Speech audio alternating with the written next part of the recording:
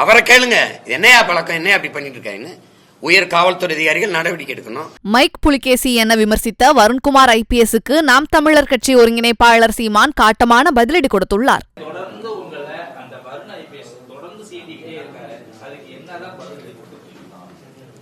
அவருக்கு என்ன பதிலடி கொடுக்கணும்?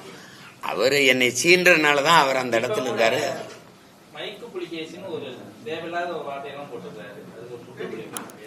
நீங்க என்கிட்ட கேக்குறீங்க, ஒரு பொறுப்புள்ள காவல்துறை அதிகாரியின் வேலையா? திமுகவின் மாவட்ட செயலாளர்கள்லாம் கூட ஒழுங்கா இருக்கும்போது நீ இதையே ஏன் பேசிட்டுருக்கான்னு நீங்க கேட்கணும். நான் ஏதாவது பேசுனா நீங்க அப்படி பேசுறாரு இப்படி பேசுறாருன்றீங்க. தேவையில்லாத ஒரு போலீஸ் அதிகாரி அந்த வேலையை தான் பார்க்கணுமே ஒழிய ஒரு கட்சிக்காரன் மாதிரி திருப்பி திருப்பி சீண்டிக்கிட்டு இருந்தா அப்ப வெறி வருமா வராதா? நீங்களே பாருங்க, நீங்க அவரை தானே போய் கேட்கணும். யோ உன் வேலை என்னையா அதை பாரியான்னு. இத்தனை காவல்துறை அதிகாரிகள் இருக்கும்போது, இவ்வளவு ஐபிஎஸ் அதிகாரிகள் இருக்கும்போது இவர் மட்டும் இந்த வேலையை தொடர்ச்சியா செஞ்சுக்கிட்டு இருக்காரு. அதை நீங்க கேட்க மாட்டேங்கிறீங்களே, என்னையே கேட்டுக்கிட்டு இருக்கீங்க. நான் உங்க முன்னாடி உட்காந்து பதில் சொல்றதுனாலயா? அவரை கேளுங்க, என்னையா பழக்கம், என்னையா அப்படி பண்ணிட்டு இருக்காருன்னு. உயர் காவல்துறை அதிகாரிகள் நடவடிக்கை எடுக்கணும்.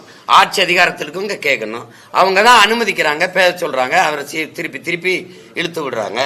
அதுக்கு தான் அவருக்கு பதவி உயர்வு கொடுக்குறாங்க, அவர் அதே இடத்துல இருக்க வைக்கிறாங்க. அவர் ஒரு அரசாங்கம் நடத்துவாரு. நீங்க எங்க வழக்கு போடுங்க எங்க கட்சிக்காரர் மேல, அங்க இருக்கிற ஒருத்தரை சொல்லி அங்க ஒரு வழக்கு போட சொல்லி தூக்கிட்டு போயிடுவாப்ல. போனவன செல்போனை பறிச்சுடுவாப்ல.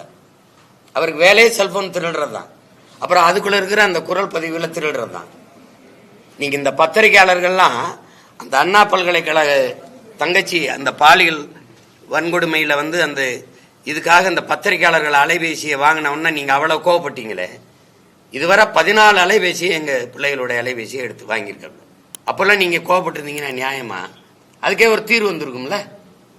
அது உங்களுக்கு பாதிப்பு வந்தா மட்டும் நீங்க கோவப்படுறீங்க. செய்திகளை உள்ளது உள்ளபடி தெரிந்து கொள்ள ரெஃப்ளெக்ட் நியூஸை சப்ஸ்கிரைப் பண்ணுங்க.